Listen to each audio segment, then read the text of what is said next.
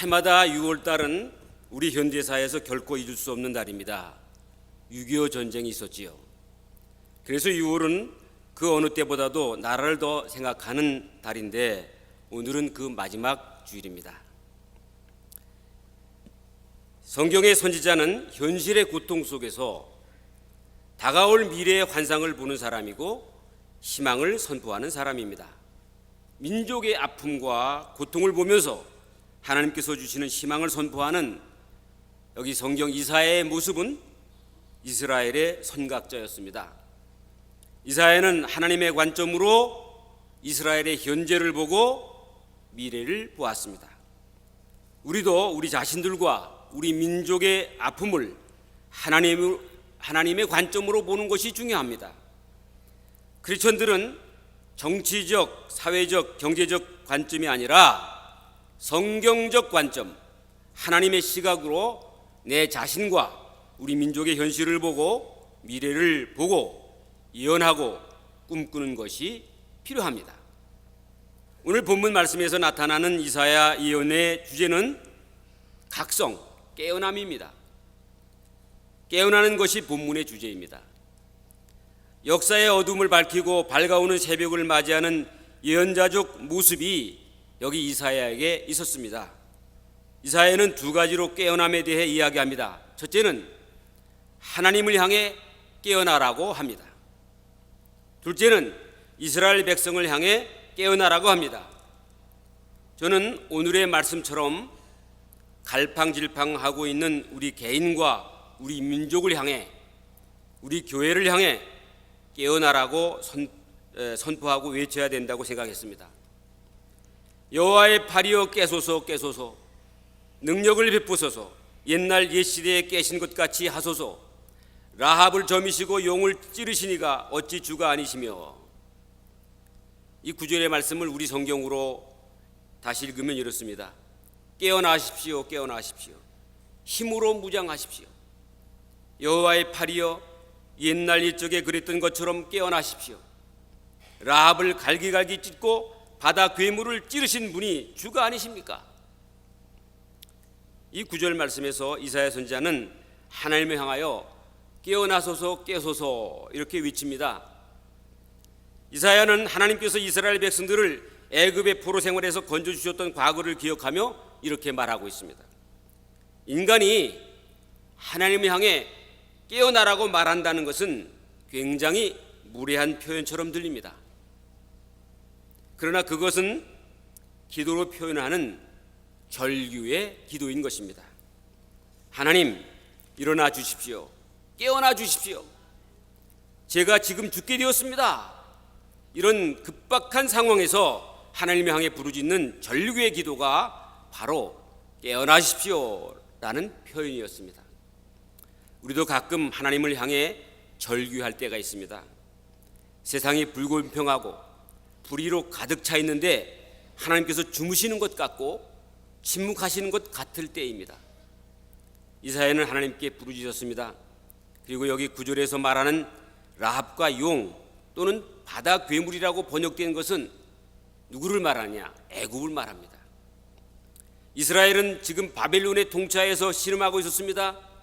이사야는 하나님께서 예전에 그 애굽을 제압하셨던 것처럼 여기 지금 바벨론도 물리쳐 주시옵소서라고 호소했던 것입니다.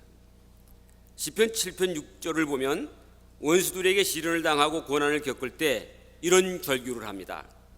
여호와여 진노로 일어나소서, 내 대적들의 노를 막으시며 나를 위하여 깨소서, 주께서 심판을 명령하셨나이다.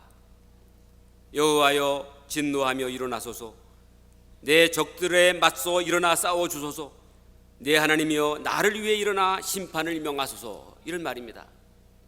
또 시편 35편 23절에 내 하나님이여 내 주여 박차고 일어나시고 나를 위해 판단하시고 내 편을 들어주소서. 44편 23절에서는 오 여호와여 깨어나소서, 왜 주무시고 계십니까? 일어나 우리를 영영히 외면하지 마소서. 이런 시편을 보면 특히 다윗은 너무 힘들고 억울하고 아무 이유 없이 고난을 받지만 어느 누구도 도와주지 않을 때 하나님께 깨소서, 깨어나 주십시오, 일어나소서, 이런 절규하는 부르짖음의 기도를 했던 것입니다. 이렇게 하나님을 향해 부르짖는 기도는 시편 기자나 예언자들의 공통된 모습이었습니다. 오늘 여러분은 어떻습니까? 억울한 일을 당해보신 일이 있으십니까? 인간적으로 스스로 해결할 수 없는 상황 속에 빠져본 일이 있으십니까? 그럴 때 우리는 하나님의 응답을 바라지만 하나님께서는 침묵하는 것처럼 보입니다. 그럴 때 이런 절규의 기도를 하시기 바랍니다. 여러분이 절규의 기도를 하면, 몸부림치며 통곡의 기도를 하면 하나님께서 응답하십니다. 10절에 응답에 하나님의 말씀이 있습니다. 바다를 그리고 넓고 깊은 물을 말리시고 바다 깊은 곳에 길을 내어 구속받은 자들을 건너가게 하시니가 어찌 주가 아니시나이까. 바다 그 깊고 깊은 물을 완전히 말리시고 바다 속 깊이 길을 만드셔서 구원을 받은 사람들을 건너가게 하신 하나님, 당신이 아니십니까? 라는 표현입니다. 하나님을 향해 깨어나라고 기도했던 이사야가 하나님께서 행하신 기적을 기억한 것입니다. 이스라엘 백성들이 애굽을 떠날 때 하나님께서 홍해를 육지같이 가르시고 바다의 길을 내셨던 일입니다. 그렇습니다. 절규의 기도를 할 때 꼭 해야 할 일이 있습니다. 하나님께서 행하신 기적을 기억해내는 것입니다. 하나님께서 천지를 창조하시고 노아를 통해서 방주를 짓게 하시고 홍수에서 건지시지 않으셨습니까? 라고 기도하면서 나의 깊은 마음속, 나의 내면으로부터 위로가 오는 것을 경험해야 할 것입니다. 하나님께서는 기적을 베푸시는 분이십니다. 이사야는 홍해 사건을 기억했습니다. 복음서에 보면 예수님은 풍랑을 잠잠하게 하시고 비순을 쫓아주셨습니다. 안진뱅이를 일으켜주시고 기모거리의 귀를 듣게 하셨습니다. 눈먼 자의 눈을 뜨게 하시고 문둥병을 고쳐주셨습니다. 예수님은 가장 연약하고 소외된 자를 맞이해 주셨습니다. 그것은 힘든 자들에게 얼마나 큰 위로가 되었습니까? 여러분이 절규할 때 하나님의 기적을 기억하시고 예수님이 하셨던 그 위대한 일들을 묵상하십시오. 그러면 여러분의 절규가 위로로 변하기 시작할 것입니다. 여러분의 고통이, 하나님의 침묵이 응답으로 오기 시작합니다. 11절에서 이사야가 환상을 보았습니다. 여호와께 구속받은 자들이 돌아와 노래하며 시온으로 돌아오니 영원한 기쁨이 그들의 머리 위에 있고 슬픔과 탄식이 달아나리이다. 여호와께서 구해내신 사람들이 돌아올 것입니다. 그들이 노래하며 시온으로 올 것입니다. 영원한 기쁨이 그들의 머리에 멸관이 될 것입니다.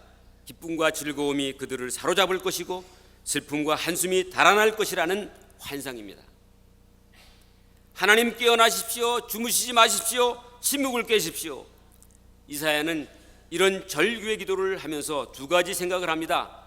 하나는 앞서 말씀드린 홍해가 갈라지는 기적의 사건을 기억한 것입니다.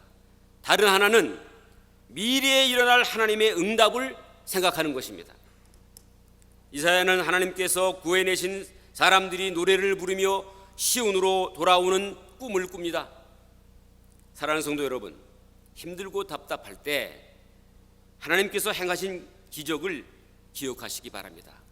성경의 하나님의 능력을 기억하시기 바랍니다. 그리고 앞으로 여러분에게 일어날 기쁨을 상상하시기 바랍니다. 여러분에게 이제 슬픔과 한숨은 존재하지 않습니다. 절망과 좌절은 존재하지 않습니다.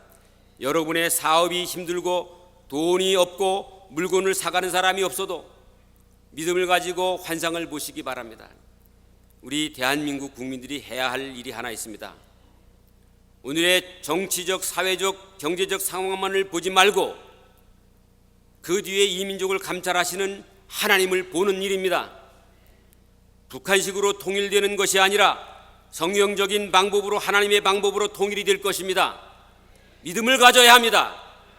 어두운 현실에서 이런 믿음을 갖기는 너무나 힘들지만 즐거움과 기쁨이 올 것이고 슬픔과 환난은 다 떠날 것입니다. 이런 믿음이 이사야에게 있었습니다. 사랑하는 성도 여러분, 기도할 때 힘들다고 징징대며 기도하지 말고 꿈을 가지고 기도하시기 바랍니다. 믿음을 가지고 기도하시기 바랍니다. 하나님께서 우리에게 복 주신다는 약속과 믿음으로 기도하면 응답하십니다. 이것이 오늘 메시지입니다. 개인 일이나 가정 일이나 국가 일이나 어떤 것에도 항상 이 원리를 기억하십시오. 절규할 때마다, 신음할 때마다 기억하시기 바랍니다. 우리 하나님은 살아계시며 어제나 오늘이라 영원토록 동일하시다. 하나님의 약속은 변하지 아니하십니다. 12절에서 이사야의 기도에 하나님께서 응답하십니다. 하나님께서 시온의 대로를 뚫어주신다고 약속하신 것입니다. 이르시되 너희를 위로하는 자는 나 곧 나이니라.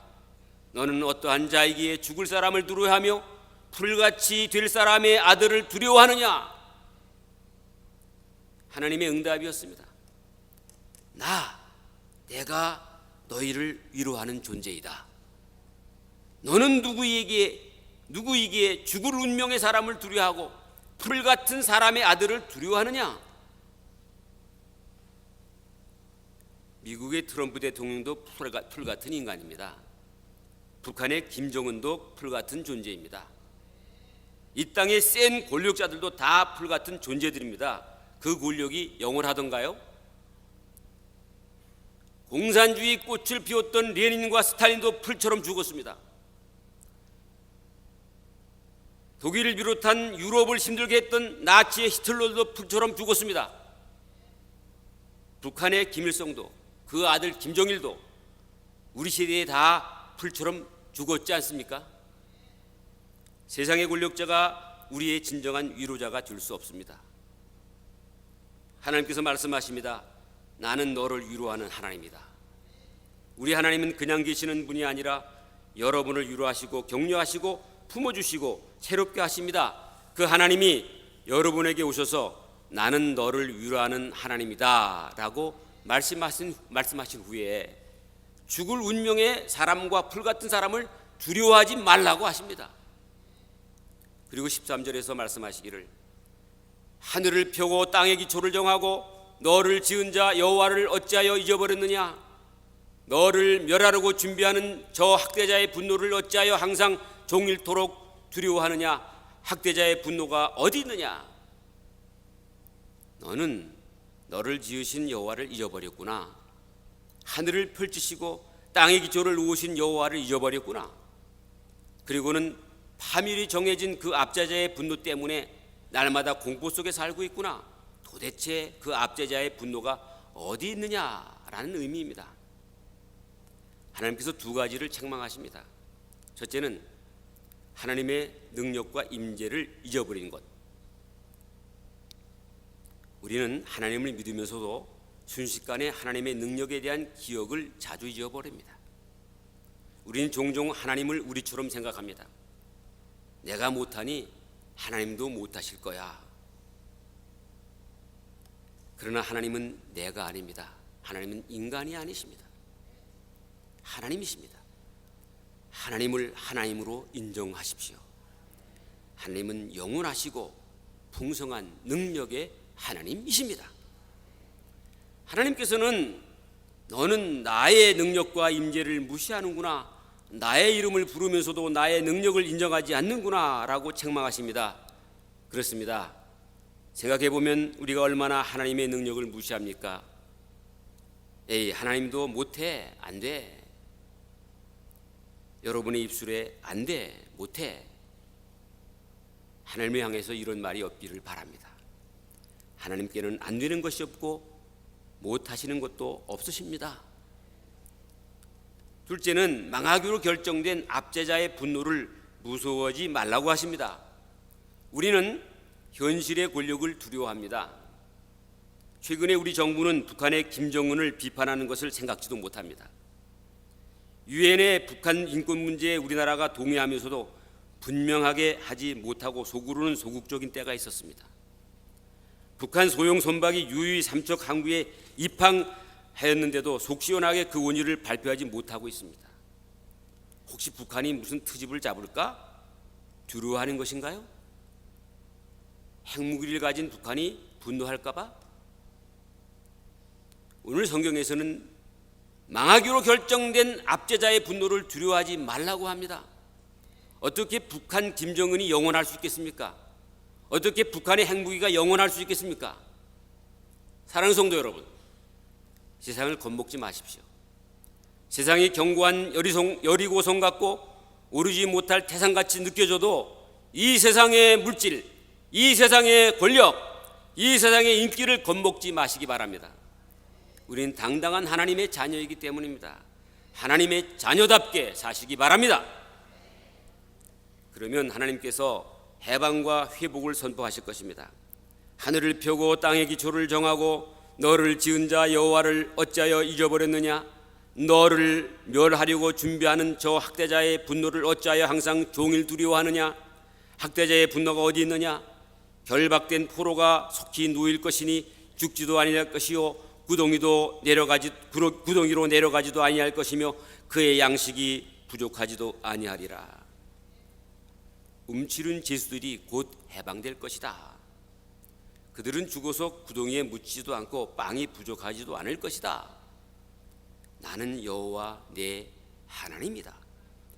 바다를 휘저어 사나운 파도를 일으키는 내 이름은 만군의 여호와다. 그리고 하나님께서 세 가지를 이야기하십니다. 첫째는 움츠린 죄수들이 곧 해방될 것이다. 둘째는 죽어서 구덩이에 묻히지 않는다. 셋째는 빵이 부족하지도 않을 것이다. 하나님께서 우리 하나님이시기 때문입니다. 그분은 바다를 휘저어 사나운 파도를 일으키는 만군의 여호와이십니다. 16절 말씀에서 나는 네 입에 내 말을 담았고 내 손 그림자로 너를 덮었다. 하늘을 펼치고 땅의 기초를 놓은 내가 시온에게 말한다. 너는 내 백성이다. 너는 내 백성이다. 우리 이 마지막 말씀을 기억하시기 바랍니다. 하나님께서는 너는 멀리 있는 사람이 아니다. 너는 내 백성이다. 하나님께서는 네 입에 내 말을 두었다고 하십니다. 사랑하는 성도 여러분, 여러분이 예배 후에 가시면서 늘 하나님의 말씀을 기억하실 수 있기를 바랍니다. 믿는 사람들이 하는 말은 굉장히 중요합니다. 긍정의 말, 확신의 말, 격려의 말씀을 자주 합시다. 하나님께서 말씀을 주셨기 때문입니다. 여러분에게도 하나님께서 말씀을 주시고 생각을 주시기 바랍니다.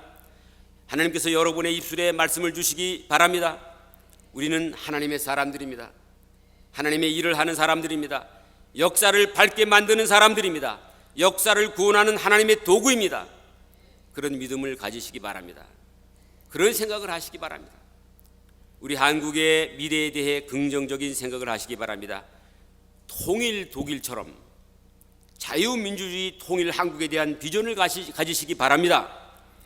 우리 제주의 미래에 대해서도 긍정적 적극적인 생각을 가지시기 바랍니다. 여러분의 자녀는 축복을 받게 될 것입니다.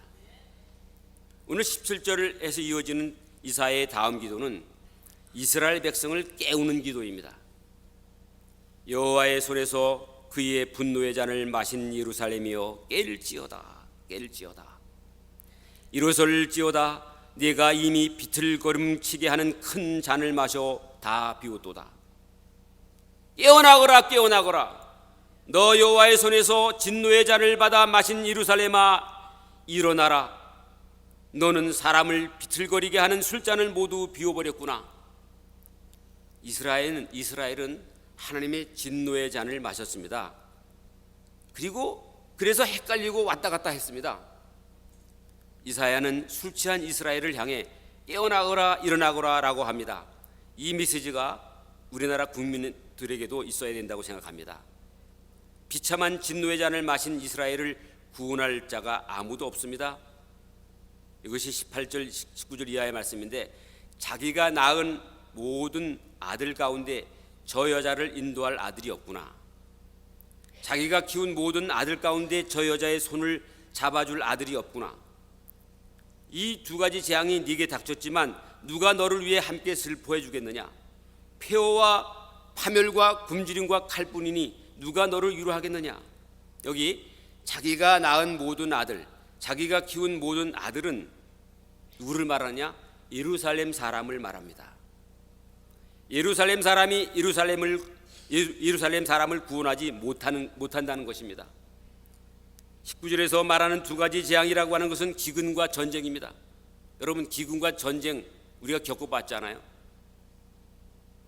우리 시대의 기근과 전쟁을 겪어봤습니다. 이것은 개인으로나 가정적으로나 민족적으로 참으로 처참한 일이었습니다.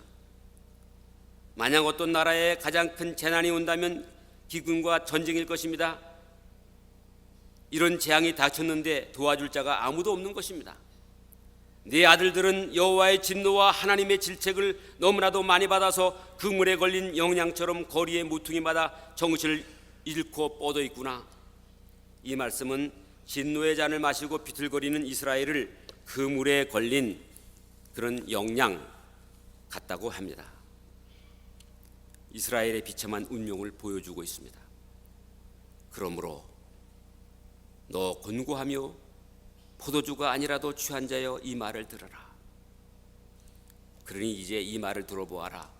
포도주도 아닌 것에 취해버린 가엾은 사람아, 사람은 포도주를 마시고 취하는데 이스라엘은 하나님의 분노의 잔을 마시고 취했습니다. 포도주로 취한 것은 깨면 되지만 하나님의 분노의 잔에 취한 것은 방법이 없습니다. 그러나 22절에서 희망의 메시지가 나옵니다.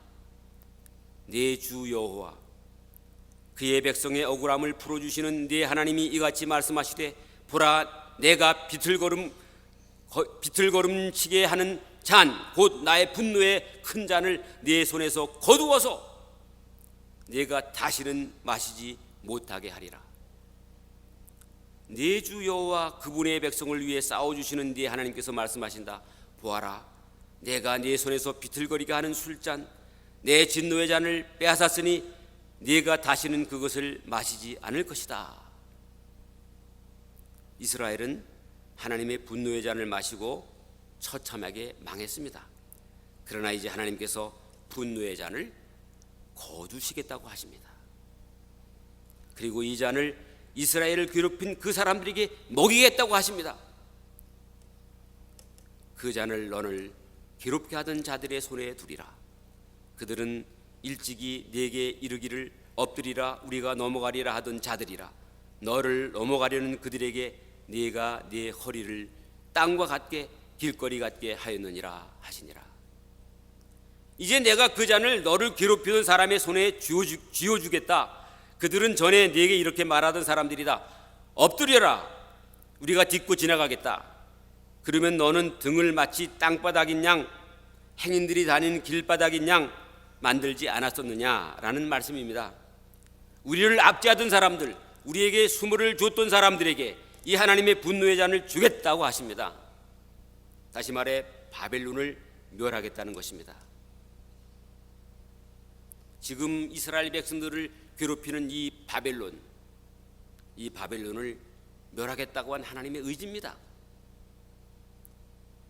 오늘 우리 한국은 무엇의 압제를 받고 있습니다? 어떤 압제를 받고 있습니다? 하나님은 오늘 우리들에게 이러한 응답의 말씀이 주어질 것입니다. 하나님께서는 우리의 압제하던 사람들에게, 그 어떤 권력에게 분노의 잔을 되갚아 주실 것입니다. 하나님은 승리하십니다. 그리고 그 승리를 여러분에게 주실 것입니다. 사랑하는 성도 여러분, 각박한 오늘의 삶에서 영적으로 육적으로 지쳐 이런저런 슬픔과 상처를 가지고 살아가야 하는 경우는 없으십니까? 그럴 때마다 하나님의 말씀을 기억하며 기도함으로 위로와 권면, 치유와 용기를 얻으시기를 바랍니다. 사랑하는 성도 여러분, 개인이나 가정적으로 혹은 직장에서 분열과 다툼으로 인하여 고민하시거나 개인의 실수로 혹은 불의에 빠져서 또는 탐욕의 유혹을 이기지 못하여 주저앉거나 방황하는 경우는 없으십니까? 그럴 때마다 하나님의 용서하심을 믿고 주님의 말씀에서 깨달음을 얻으시고 회개의 기도와 결단의 기회를 가지셔서 사죄의 은총을 경험하시고 새로운 삶으로 스스로 변화를 이끌어 가시기를 바랍니다. 사랑하는 성도 여러분, 여러분들이 은혜만 사모하여 평안한 삶으로만 일관하려고 하거나 안일하게 안정의 삶만을 추구하고 싶지는 않으십니까? 그것도 신앙적으로는 하나의 위기인 줄 아시기 바랍니다. 그럴 때마다 하나님의 말씀을 깨달아 안일한 삶의 틀을 깨고 과감하게 밖으로 하나님의 부름을 향하여 일어서서 나아가는 선교적 영성을 가지시기를 바랍니다. 사랑하는 성도 여러분, 여러분들이 살아가는 오늘의 삶에는 거대한 물질 문화, 탈도덕, 탈윤리 이런 문화가 우리 가운데 만연하고 있습니다. 그리고 다양한 지식 정보의 홍수에 떠밀려 살다 보면 참과 거짓을 분별할 수 없이 영혼이 혼탁해진 상황 속에서 하나님의 음성을 좀처럼 듣기 어려운 때가 있습니다.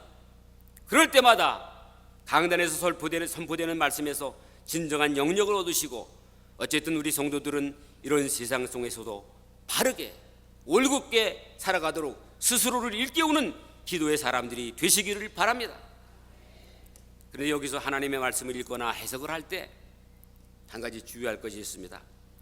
일반적으로 성경 말씀을 해석하거나 주석할 때 본문에서 하나님이 하시는 말씀이 무엇인가를 해석해내는 습관이 필요합니다. 말씀 그대로 받는 습관을 가지시기 바랍니다. 이런 해석 방식을 영어로 엑서지스라고 합니다.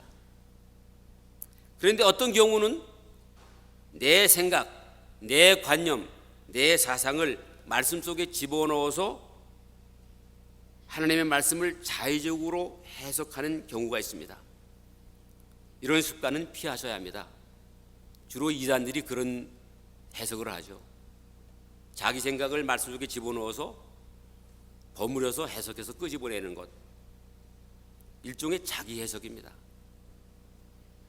그것을 영어로 아이서지저스라고 하는데, 우리는 그런 해석이 아니라, 자의적 해석이 아니라, 주관적 해석이 아니라 말씀을 말씀 그대로 해석해내는, 말씀을 말씀 그대로 받는 그런 훈련과 습관이 필요합니다. 이제 말씀을 마칩니다. 여호와 하나님을 철저히 기억하시기 바랍니다. 하나님의 능력을 기억하시기 바랍니다. 시온에 돌아오는 환상을 가지시기 바랍니다. 그럴 때 여러분의 가정은 회복될 것입니다. 여러분의 인생은 회복될 것입니다. 우리나라, 우리 민족은 영광스럽게 회복될 것입니다. 기도하십시다. 하나님 아버지, 오늘 여기에 머리 숙인 주님의 자녀들에게 이사야가 들려주었던 선각자적인 예언의 환상을 주시옵소서. 나약하고 비굴하고 무능했던 우리의 모습을 벗어버리고 술에 취하듯 세상에 취해 비틀거리던 모습을 다 벗어버리고 하나님의 말씀으로, 하나님께 기도함으로 깨어나고 일어나 정신 차리고 새로워지게 하시옵소서. 예수님의 이름으로 기도하옵나이다. 아멘.